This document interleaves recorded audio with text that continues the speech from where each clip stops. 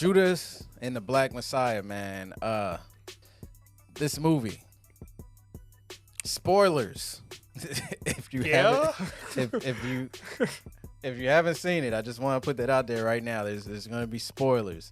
What were your thoughts before you actually started watching? Just out of curiosity. Anytime I'm going to watch a movie of this caliber and this kind of material, I always get ready to be pissed off. How do you get ready for that? Most of the time I just try to get myself in a calm and collected manner.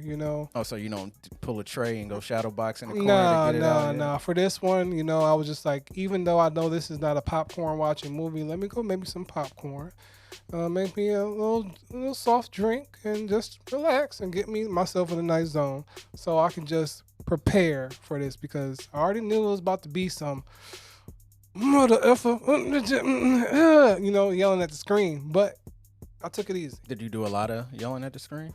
Actually not. I was proud of myself. I did a lot of shaking my head and a lot of like, stuff like that. So I contained myself. So I'm proud of myself.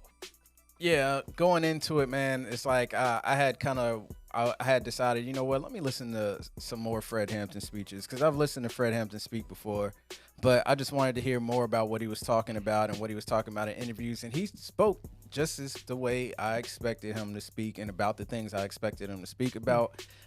In listening to some of those speeches before the movie, it gave me perspective on how Daniel Kaluuya was delivering them, and he was giving out the same type of vibe, so that also made a lot of that stuff really appreciative. I thought he did great, because like at first watching it, I was just like, man, it's so weird seeing him like talk like that, and for me being like a fan of the actor, I was just like, it doesn't seem right. But as the movie went along, he really brought life to the character.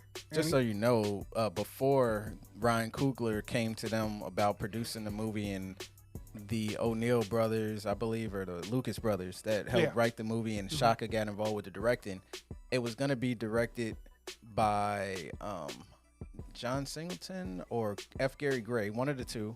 F. Gary Gray. Okay. And the leading actors were supposed to be Jaden Smith and O'Shea Jackson Jr. Who made the decision? Ryan? No, Ryan's involved. He got involved about the reshoot of it, like, because it was going to be done before that. Well, I'm so thrilled that those changes were made. No disrespect to O'Shea. I'm just disappointed Jaden was even considered. I'm like, who the hell was Jaden gonna play that it was gonna have me believing? Nah, I would not believe that. So yeah, I think Daniel Kaluuya did a great job at embracing the essence of the character. Maybe Jaden was gonna play O'Neill. I couldn't see that either. I don't see him giving it to death, but I could see him pulling it off and making you annoyed. I'm sorry, but he doesn't have Lakeith had the best. Lakeith had the best, kind of, I want to say, persona about the role. Just the aura that he gave off. I felt like, I'm not trying to call you a snitch, Lakeith, but I'm just saying he gave off that, essence that, he was. You wanted to choke him out. He was a character that was unsure about his path in life. I'll just say that, and he gave that off. Jaden, I couldn't see giving that. I couldn't. I just see. I think he could have pulled that part off. He couldn't have pulled Fred Hampton off though. But yeah, man. So as far as the movie goes, man, I don't even really know where to start. But we start off with Bill O'Neill pretty much getting arrested, and then being charged with basically the whole idea of impersonating a police officer. And the cops let him go in exchange for him infiltrating the Black Panthers, and I love the way they started the movie off by showing J. Edgar Hoover saying that, Black America, are basically almost like the Black community coming together, is the biggest national threat security to the United States of America. It was a little bit extreme, but I could see that being a little bit. Hold on, I could see that being the angle. Like, no, you know, I mean, of this is everything. the angle the FBI really took. That was not a lot. I'm just saying the way, like, do they really have black people on a big projector in a big theater watching shit like that? I don't know if they had them on a projector or anything like that. Because that shit was wild to me. But if you don't know how deep COINTELPRO goes, you should probably look into it. They watch, they tap Malcolm's phones, Martin's phones, Angela Davis. They was watching everybody. Anybody that was looked up to and admired for anything and they were black, they were being watched as an extremist. Wow. But yeah, absolutely loved the way that they started off the film with that. And because a lot of people don't even know what COINTELPRO is, if you don't, you really need to look it up because you need to know how deep it went. And just so you know that it never ended. Just want to throw that out there. I believe that. Yeah. Yeah, for real. So, you get to see Fred Hampton kind of go around and make speeches. And I love the energy Daniel Kaluuya exudes when he's acting as Fred Hampton. Yeah. And you know, the thing that threw me off, the thing that I didn't know is that he was so young throughout this whole thing. I didn't know he died when he was 21. This man had the essence of a full-grown, weathered, seasoned individual. Like, I would have never thought that this man was in his 20s. Wild. When he died. When he died, though. But that's what I'm saying. Like, because when you see him at the beginning, he's like what? 20. He's like a teenager. Yes. So it's just like, yo, crazy. I mean, I think that speaks a lot to our generation today. I mean, I'm not trying to call him out. I'm just saying more young people were motivated, and you got to remember TV and all the stuff that's prevalent now wasn't prevalent. Yeah. But yeah, man, I love the way he exuded the energy, going around doing speeches, and they show what the Panthers were really about. I love that. I think that was a great highlight. They show that they would go around to families and pick up the kids and then take them to a breakfast program, and then they would teach kids the 10-step program that they believed in, and they would teach black children to love themselves and to believe in themselves and pretty much not to take no crap from anybody, which is something that I felt like helped a generation of kids be able to handle what was going on at the time elsewhere in the world and when they were actually dealing with stuff in school, because we didn't get that because all the Panthers were dead by the time we were kids. Yeah, most definitely. I feel like, you know, I love when films give us another side of the picture that the media normally doesn't portray, and I think that's good for a lot of people who are not privy to what the movement was about and everything like that. So that was a nice touch. Yeah, there was a couple of things that they showed that I thought was important for people to see, as in when he was giving speeches at a couple places, there would be police there. Like, if you guys don't know, the police would show up to Huey P. Newton's speeches, would show up to Fred Hampton speeches, would show up to Martin Luther King speeches. Y'all got to remember, Martin Luther King was considered a terrorist by the United States government until after he was dead. They didn't actually like him until after he died, like years after he died. They didn't like Muhammad Ali until he couldn't really talk anymore and he had brain issues. So I want that to be known, because when they talk about it in Black History Month, they talk about these people as if after they're heroes, but they were silenced. They couldn't speak how they felt anymore. So I thought that was important for y'all to know that police would be there to listen to them speak, and they still were like, man, I'm gonna say what I'm gonna say. Yeah. And they showed Fred Hampton go around and meeting with everybody, because the Panthers were about having a rainbow coalition. And I don't feel like many people know that, because most people don't know the true story of what the Black Panthers organization was about. Most people that I know will straight up, if you ask them, they'll say the Black Panthers were pretty much like a black version of the KKK.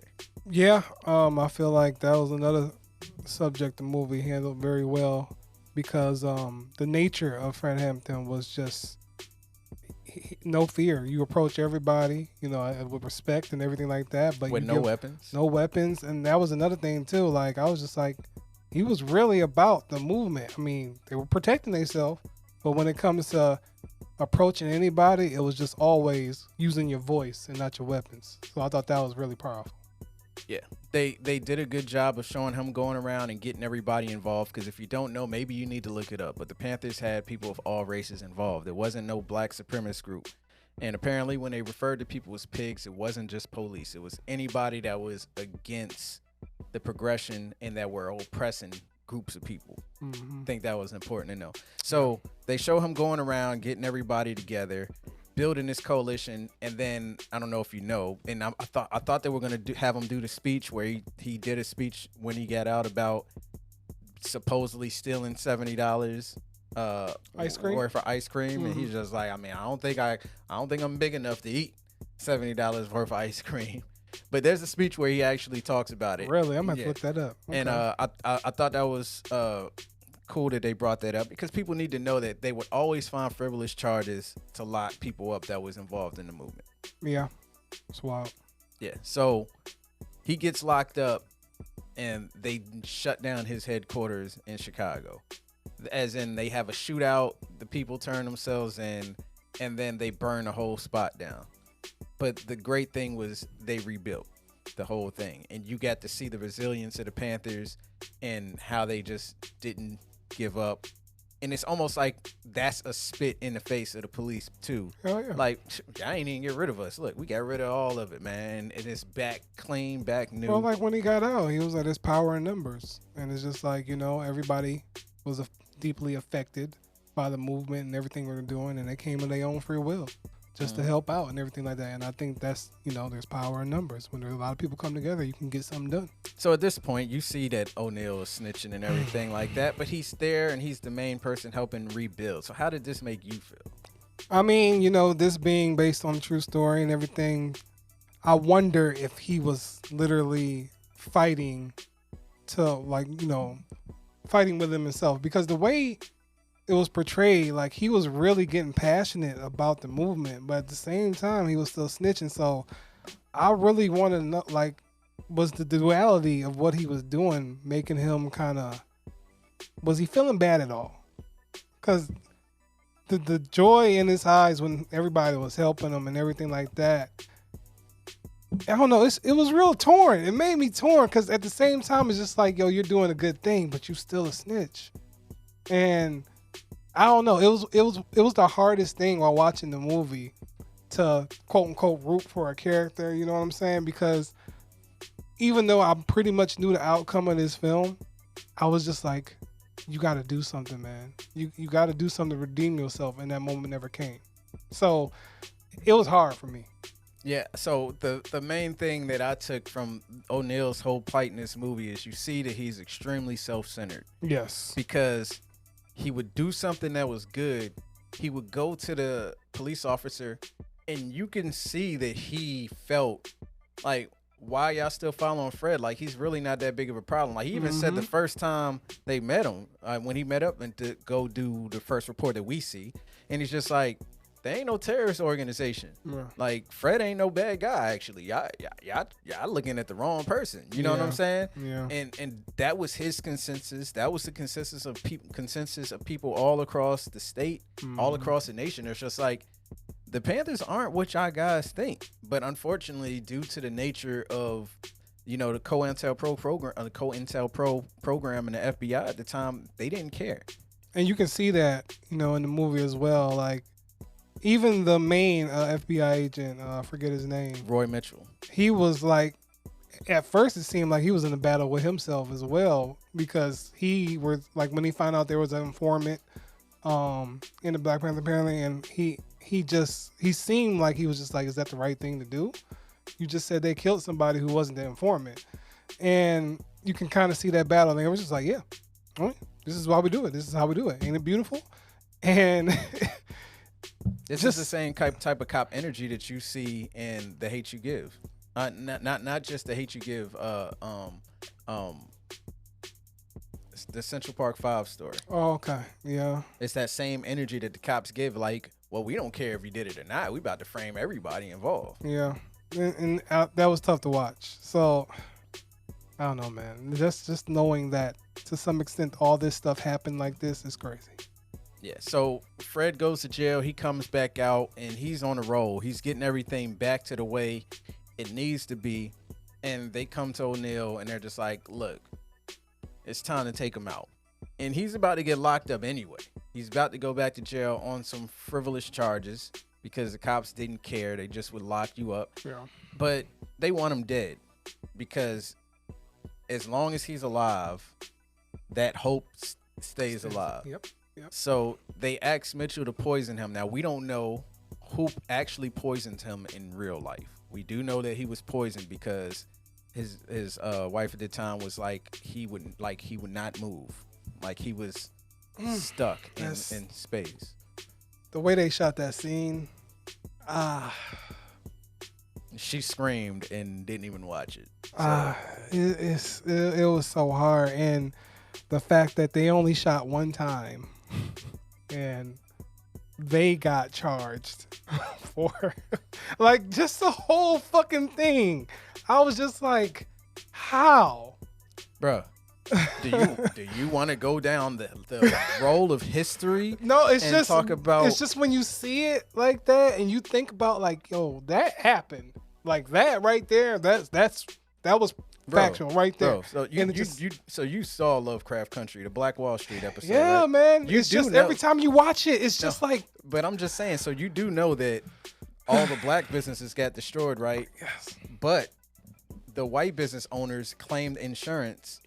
So they were breaking into their own stores to take guns, and then they claimed insurance, and they actually got it. All the black businesses that got burnt down by the white supremacists at the time, you know, none of them were allowed to claim insurance policies, right? They claimed that they weren't using the correct firewood to protect their company properties from burning down, so none of them was allowed to get claims, and a lot of them got in trouble, even though their properties were the ones that were destroyed. So with me saying that. Why does this stuff surprise people? I don't think it's just surprising. It's just when you have a reenactment or something else to remind you, it just still blows your mind. I mean, they did say, remember, they said Mike Brown was running away from the cop. Darren Wilson? He was running away, got shot in the back, and then turned around and ran towards him. You got to remember these stories.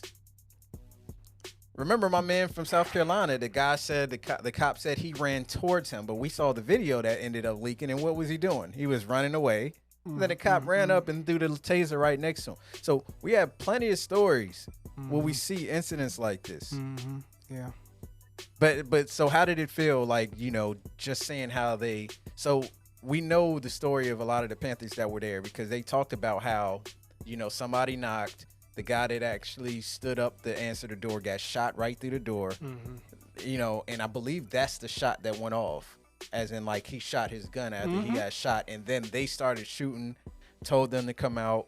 Just seeing the fact that the people were shot and had to get up. Yeah, that was a horrifying scene to watch. It was real unsettling, and it's just like, you know, I watch a whole lot of movies with blood and gore and all like that. But that one was just like at the sheer pain and agony of that actually happened. If somebody had to give up, like the guy in the middle, you can clearly see his legs were on the verge of being blown off, basically, and he had to stand up anyway. And then what got me through the whole part was what was his wife's name? Deborah Johnson, and how she was just on top of Fred the whole time. She was pregnant, by the way.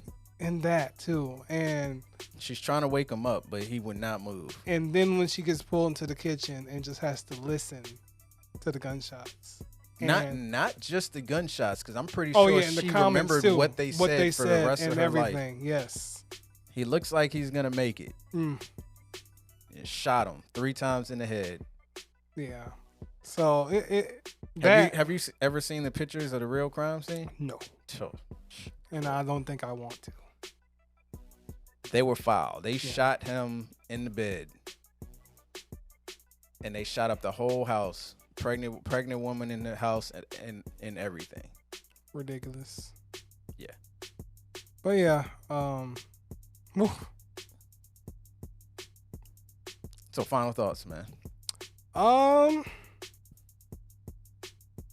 Movie is really well done when it comes down to getting down the characters in this period of history and everything like that, and I felt like the casting was really, really spot on. I really enjoyed, like I said, Deborah. What's her name? Dominique Fishback.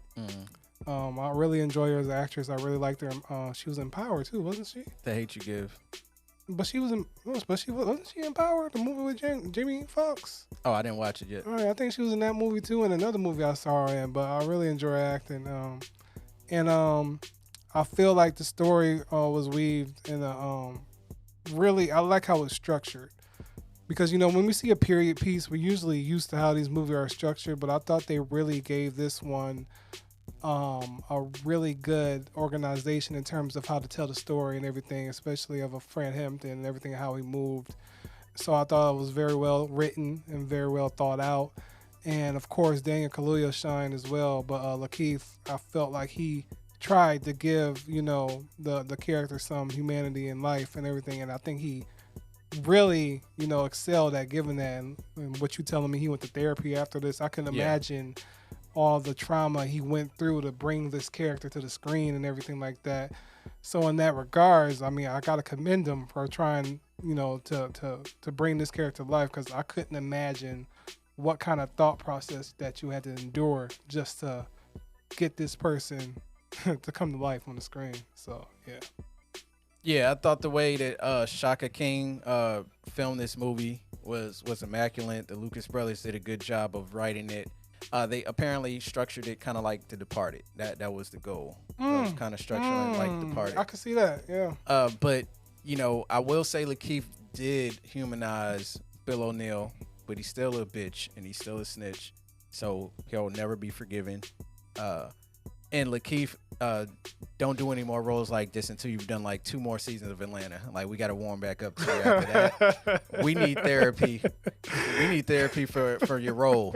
All right, bro. But kudos to you, because you are acting dude. Yes. Daniel Kaluuya killed it. You know what I'm saying? I want to say that we didn't even talk about Al-J. Smith's character, Jimmy Winters, Jake Winters. Yeah, he really killed that role too. Yeah, he did a good job, and apparently we don't really 100% know 100% what happened with him as well. And the hospital, we didn't find out if it actually opened right. It did open, but we don't know if it's open today. The hospital that he didn't, because they wanted him to run and he didn't want to. So so look, man, shout out to Fred Hampton. I love the fact that they do movies like this, because for the people that never take the time to look into these type of things and these type of stories, especially some of the white people that want to be helpful and stuff like that, it's important for you to know these things, because if you don't know, when this stuff happens and it's happening again and we try to explain it to you, you guys may actually listen to us. Yeah. You know what I'm saying? This guy was not a spiteful guy. The Panthers were not a terrorist organization at all. There's a TED Talk you can actually watch about it. It says, I think it's called The Black Panthers, Little White Lies or something like that. And the guy talks about how he actually got a call from Homeland Security for a book that he wrote about the Panthers. He had left one of the books. They had pulled him in. They had checked his bag and they saw he was carrying a whole bunch of books. And they looked at the books and they basically thought he was a terrorist. Like, you should watch it. And he's talking about, like, it's a book I wrote about the Black Panthers. And they got all of these people coming in and interviewing him, like, why you want to teach about the Black Panthers and stuff like that. It's really interesting. So this is one of those topics that people don't get to learn about enough, don't get a chance to talk about enough. I don't even think we should grade this movie. I just think everybody that has the opportunity should go ahead. If you got HBO Max, check it out. If you don't, then go ahead and get a free trial so you can watch it. Yeah. This is imperative. It's Black History Month. Learn something about Black people this month. Most definitely. I can't say no better.